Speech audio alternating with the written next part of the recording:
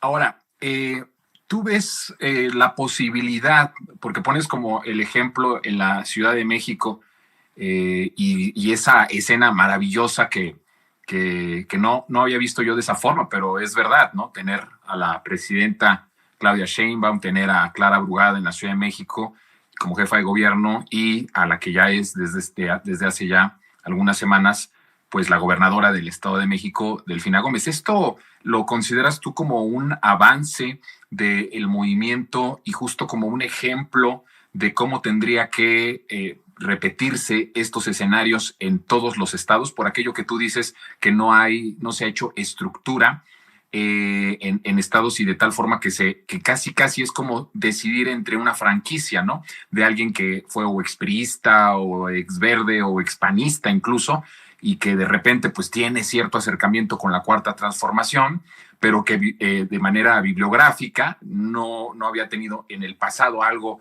que siquiera tuviera un poco de luz de lo que es el proyecto de nación y que al final esta franquicia gane.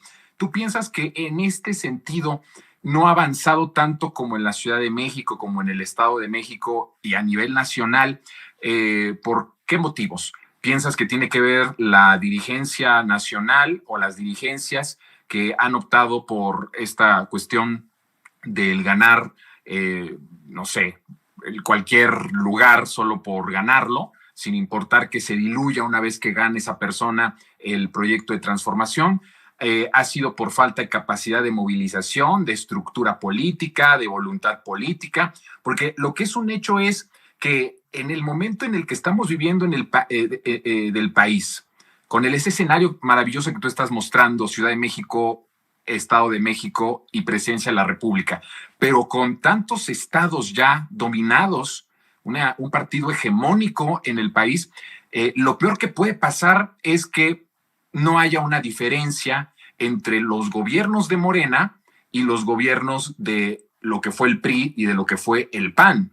Si el ejemplo de un buen gobierno, de un gobierno eficiente, de un gobierno del pueblo y para el pueblo, es el de López Obrador, no necesariamente, incluso ahorita en todos los estados se está repitiendo eso. O sea, sí el desgaste de las siglas, de la corrupción, de esas personas del pasado que tuvieron el poder, como en el Estado de México toda la vida y que no había habido transición, pero ¿qué nos está haciendo diferentes? ¿En verdad estamos haciendo buenos gobiernos? Y a mí me parece, no sé cuál es tu opinión, que también pasa justo por la raíz de la selección de quiénes son las candidatas y los candidatos. Por eso es que se hace urgente que el movimiento se movilice, presione, pero también no solamente presione por criticar, sino que se movilice, como sucedió en la Ciudad de México, como un ejemplo me gustaba cómo lo denominabas, cómo las izquierdas se movilizaron para darle este triunfo a Clara Brugada y que eso se repitiera en los estados, porque ¿de qué sirve ganar el país y llenarlo de siglas de Morena cuando los que gobiernan están gobernando igual que los del PRI o igual que los del PAN? ¿Cuál es entonces la esencia que va a diferenciar? Porque si el ejemplo es, vuelvo a repetir, López Obrador, pues tenemos un montón de datos periodísticos completamente sustentados de cómo este es el mejor gobierno que este país ha tenido en comparación, obviamente, con esa pesadilla neoliberal. Ya ni siquiera hablemos de antes de Carlos Salinas de Gortari, pongámoslo de Carlos Salinas de Gortari a Peña Nieto. Hay una gran diferencia, nada más y nada menos, el rescate de casi 10 millones de mexicanas y mexicanos de la pobreza, ¿no? Y la baja en la desigualdad. Hay una diferencia sustancial. ¿En los estados se está repitiendo esto, a tu parecer? Y si no se está repitiendo esto, ¿qué es lo que tenemos que hacer para que se repita y no se diluya la transformación en los estados? Claro, o sea, yo lo que observo es que se está desarrollando ese modelo de franquicias, más por una cuestión de necesidad, o sea, eso es lo que quiero subrayar. Por el principio de factibilidad y de competencia o competitividad del partido político en esas entidades donde, insisto, no hay, o sea, no hay estructuras históricas, trayectorias históricas que den cuenta de la formación de organizaciones políticas de izquierda, ¿sí? Entonces, en ese sentido, el partido, como tiene la necesidad de competir, no solamente en el centro del país, sino en todo el territorio nacional, acude a esos actores políticos que ya tienen, ¿no?, bases sociales y que provienen evidentemente de las viejas élites políticas para competir electoralmente en los estados. Entonces, o sea, yo lo que estoy puntualizando es que muchas veces el discurso se orienta demasiado a tratar de analizar, sobreanalizar lo que son eso que ellos llaman muy a menudo las decisiones populares, ¿no? O bien en su defecto las metodologías de selección o elección interna de los partidos, cuando en realidad lo que tendríamos que estar haciendo es analizando las sociedades y sus organizaciones en cada uno de los estados. O sea, los anticuerpos de los que disponen los estados. Bartra hablaba de esto en alguno de los cursos de formación política y distinguía entre el elefante reumático y la elefanta reumática, ¿no? Y él hablaba de que el elefante reumático pues es básicamente el gobierno, el Estado, sus instituciones, y la elefanta reumática es la sociedad. O sea, ¿cómo te explicas que en México muchas veces se estén discutiendo asuntos del orden laboral, es decir, que afectan directamente a la clase trabajadora y no tengas movilizaciones masivas en las calles? O si las tienes todas concentradas en el centro del país. O sea, te pongo como ejemplo, por la experiencia que tuve allá de acompañar a movimientos, movilizaciones sindicales en Argentina. O sea, no hay un tema que se discuta a nivel nacional que concierna a la clase trabajadora que no empuje inmediatamente a la movilización masiva, en todos los estados, en todos los municipios, en todas las entidades de la República de la Argentina. Entonces, si tú te das cuenta, o sea, nosotros estamos tratando de empujar un proyecto de transformación con los elementos que se tienen disponibles y con una cultura política que muchas veces, digamos, no contribuye, digamos, a la maximización o a la aceleración de ese cambio político. Por otro lado está la cuestión también del sistema político mexicano. O sea, es a todas luces evidente que tiene una especie de ADN, ¿no?, tendiente a esa realidad del partido único, ¿no? Eso, digamos, no es únicamente responsabilidad de los que encabezan el proyecto de transformación ni de las bases. Estamos hablando de procesos históricos de larga duración.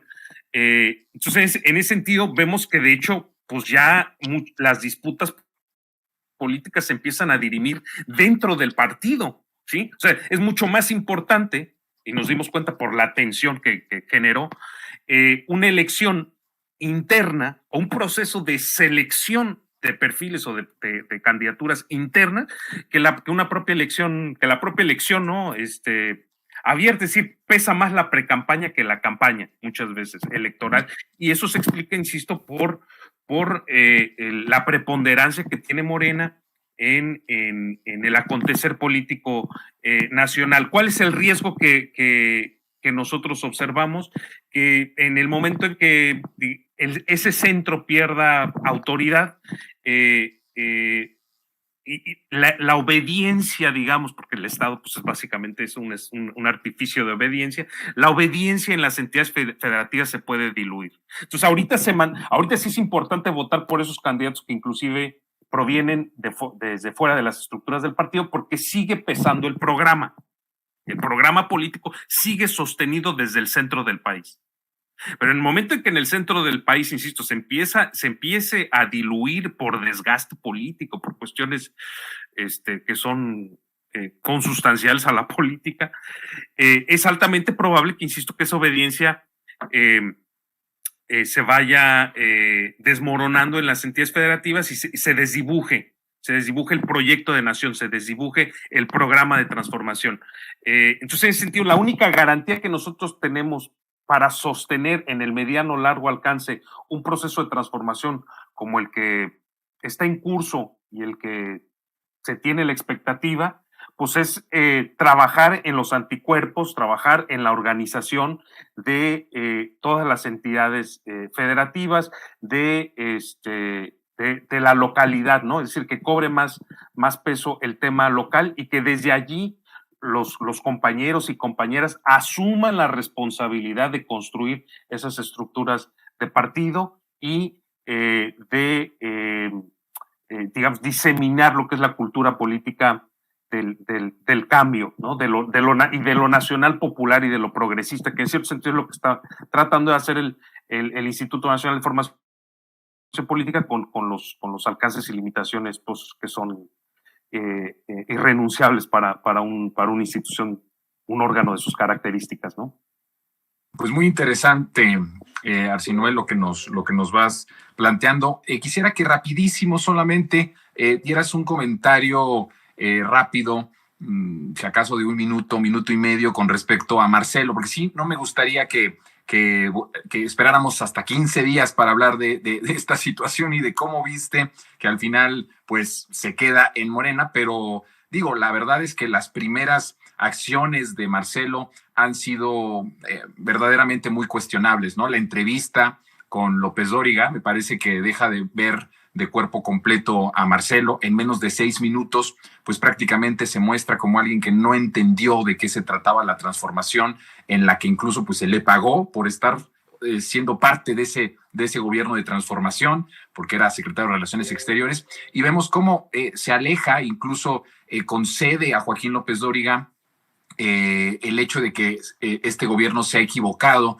en que la prioridad son los pobres y según ellos, ambos, porque estaban en una charla, pues ahora tendría que ser un movimiento de clases medias. Así lo dijo literalmente Marcelo. Y además critica el segundo piso de Claudia Sheinbaum, ¿no? A la que hace unas semanas decía esa señora. Ahora pues la critica, se burla incluso de la forma en la que la propia Claudia ha descrito el proyecto de transformación para la continuidad en los siguientes 6 años. Y bueno, ¿cómo ves esa parte de Marcelo?